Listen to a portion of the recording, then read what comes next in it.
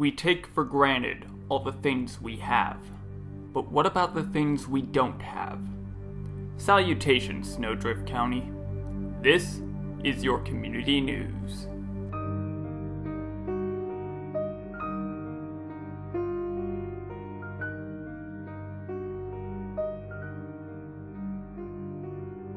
Just hours ago, strange noises have started coming from the pine forest just to the west of Winston. The residents of Shady Pines Home for the Elderly and the guards of Winston Correctional Facility have reported the sounds, describing them as a strange, human-like howling. Many of us remember this kind of sound from 5 years ago, during the great culling of the wendigos. Currently, Sheriff Walters and Deputy Sheriff Marshall are out in Winston investigating the noises. They are currently interrogating everyone that has reported the sounds, and we will have more on this story as it progresses. Our first order of news, though.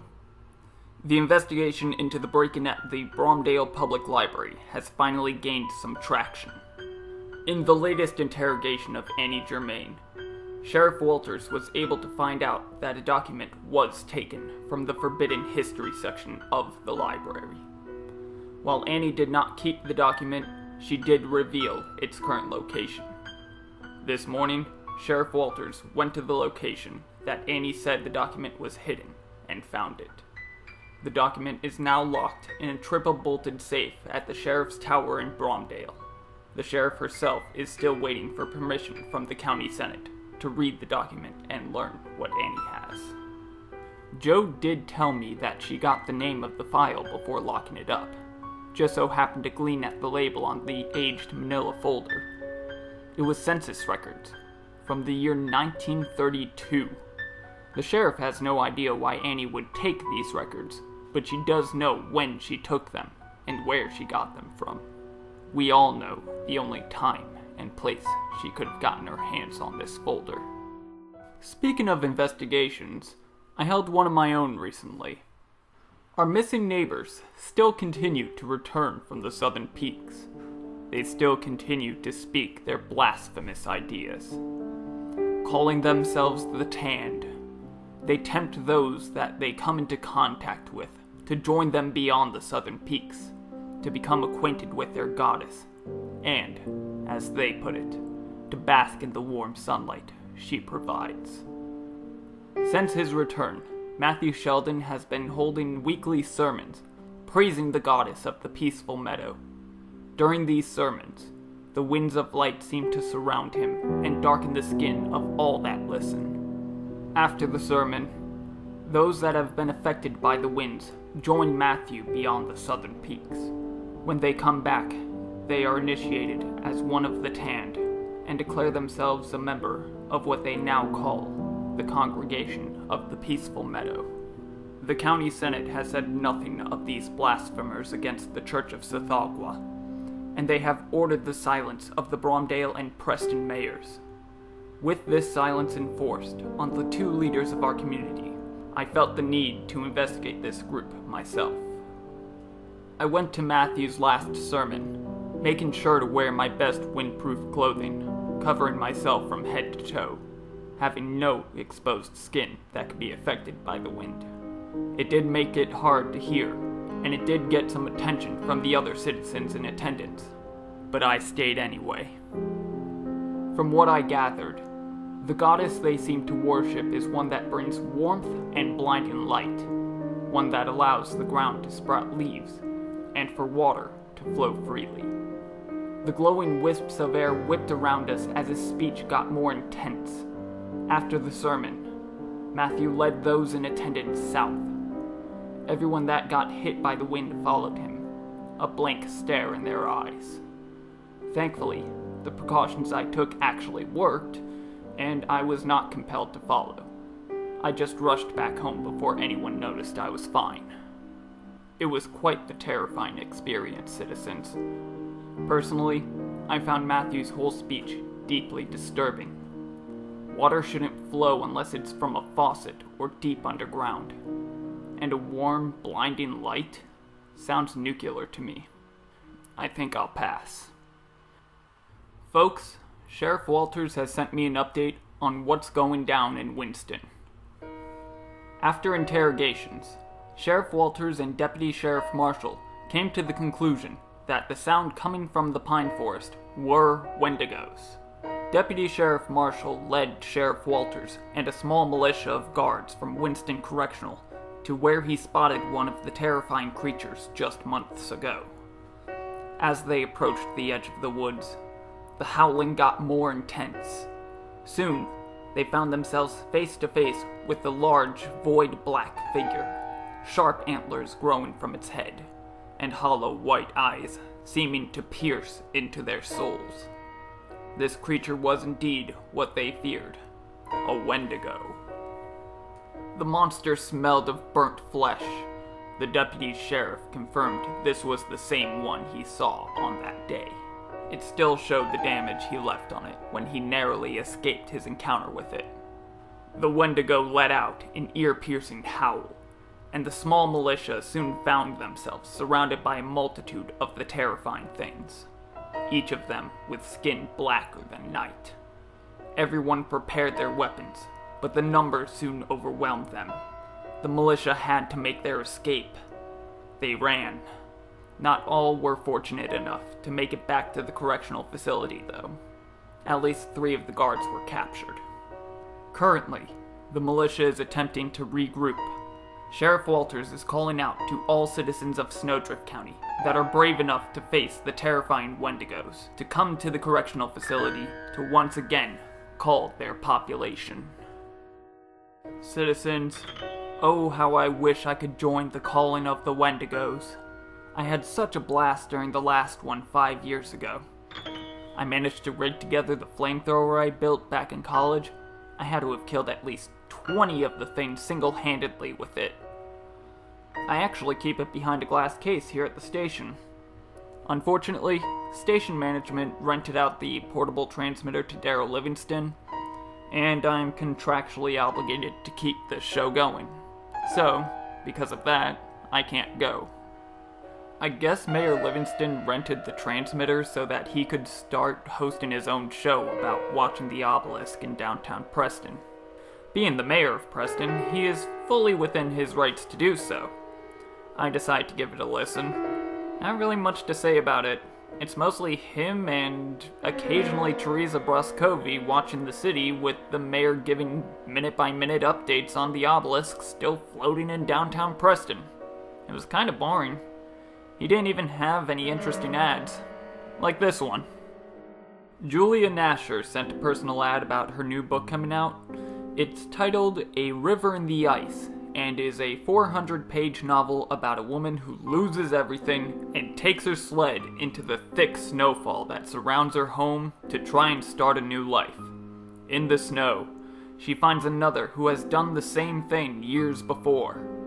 This person teaches her how to survive, scout the land, as well as the secrets of traveling the higher dimensions with ancient ice magics. Julia sent a copy to the station for me to read before airing the ad so I can review it.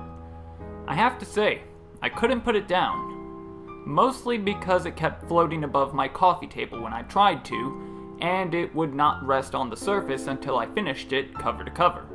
But don't get me wrong, the story was great, had one hell of a twist at the end. I just could have done without the cold breeze in my living room every time I tried to take a break. Okay, I'm gonna message Sheriff Walters and try to see what's going on with the militia. While I do that, I'll take you to the traffic.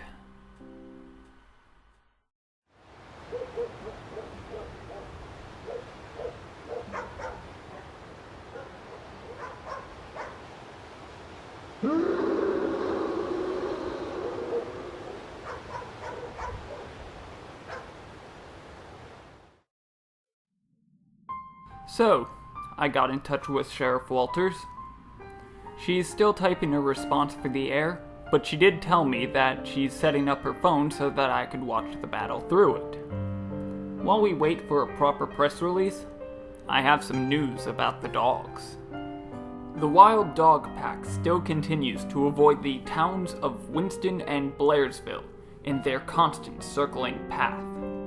Main Street in Brondale has been closed since they have changed their path, which now cuts right through the central city. Sheriff Walters has been working at widening the road in order to give the dogs their own path and still allow traffic to flow on the primary road across the city. There has been issues with the workers, though. Most of the construction workers in Brondale have been exposed to the winds of light since they first started appearing, and many were taken into the congregation of the peaceful meadow. The dogs, being agents of Sethagwa, have not taken kindly to these blasphemous members of our community and have begun to attack them. On top of that, the workers have been disappearing for long periods of time shortly after Matthew's sermons at the base of the southern peaks. This is causing quite a few delays in the project. Anyone that has roadworking experience and is loyal to Sethagwa and this county may apply to work on the road widening. There is quite a pay hike since the project is urgently in need of completion. If that is incentive to anyone, please apply quickly.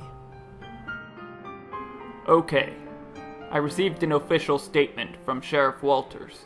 It says, citizens have started coming over from all over Snowdrift County to join the militia at Winston Correctional Facility.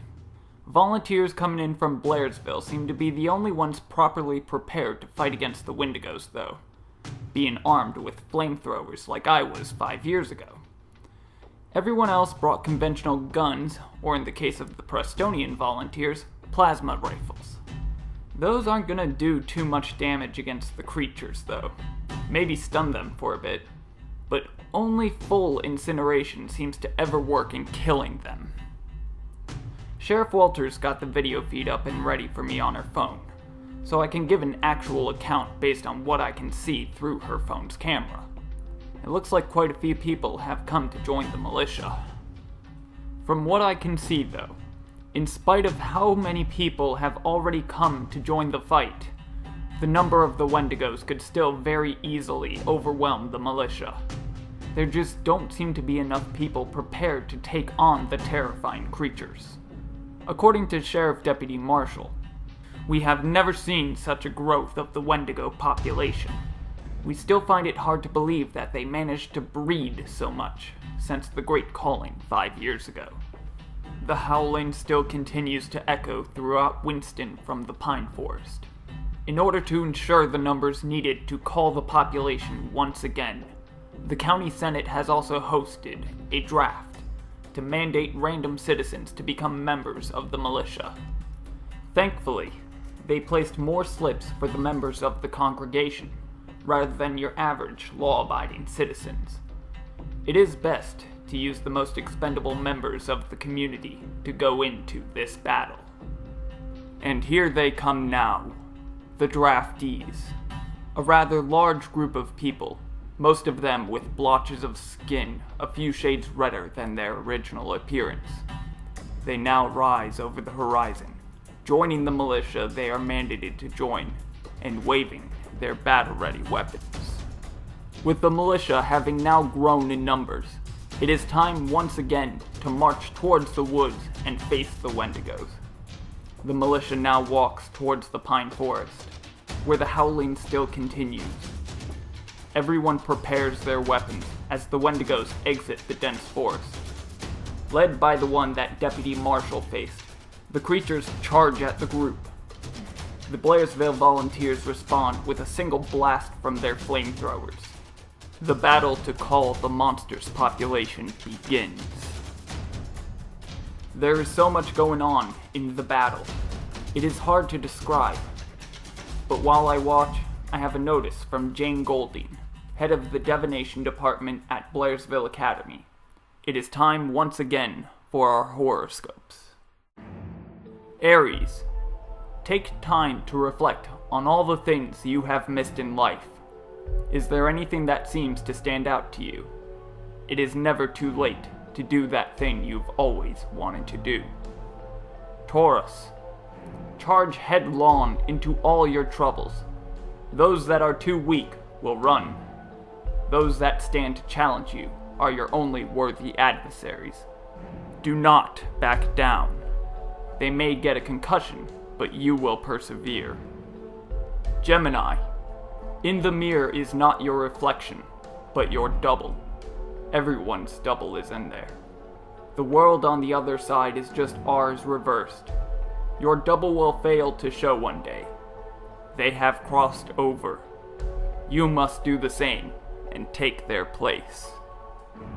Cancer. Good things come to those who wait, but you're not the type to wait. Take life by the horns. Fight for what you believe in. Only then can you get what you want. Leo. Your friends are plotting against you. Be wary if they invite you to something. Virgo. Someone close to you is feeling lost. You are lost with them. Just how did you get in these woods? Do you even remember walking there? Don't worry. Help is on the way.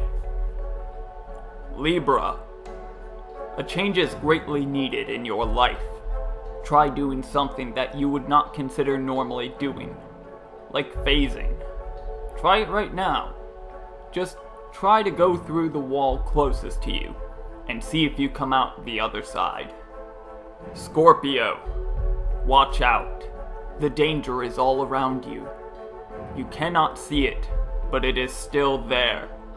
Avoid going anywhere indoors that you might be alone in.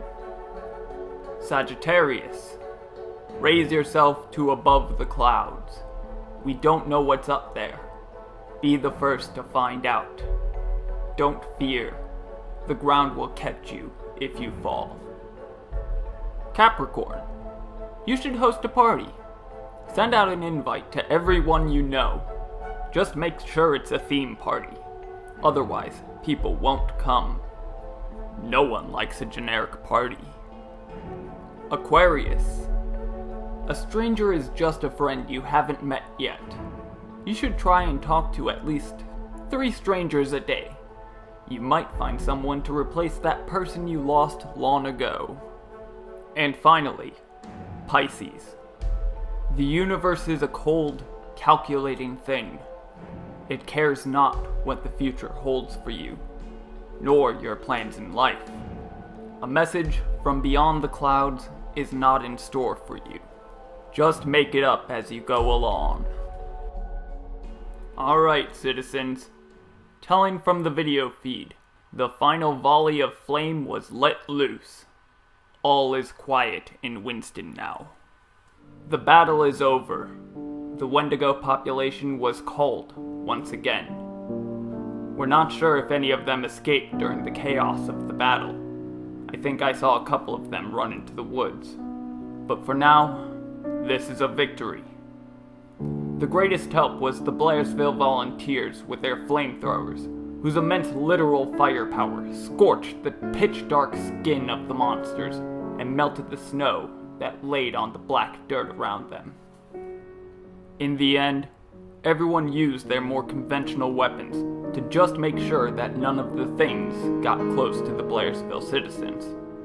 The Blairsville volunteers did accidentally light the edge of the woods on fire during the battle, but the snowfall intensified and put out the fire shortly before the blaze could get out of control.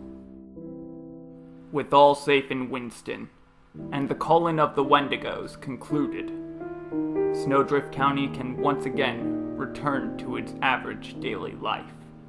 At least as average as we can have it with a blasphemous sect in our population. A strange black obelisk staring at us from above the Preston Mountains, and wild dogs charging their way through our central city. I hope you are all safe out in Winston, and throughout all of our fair mountain community. Good night, Snowdrift County, and stay warm. Salutations Snowdrift is a Broken Unicorn Studios production, written and performed by Nicholas Gold. All music was provided by Kevin MacLeod. Check out his stuff at incompetech.com. Want to keep up with what we're doing? Feel free to subscribe and follow us on Facebook or Twitter. Have any questions or comments? Want to help us out with the show? Send us an email at brokenunicornstudios@gmail.com. and thank you for listening.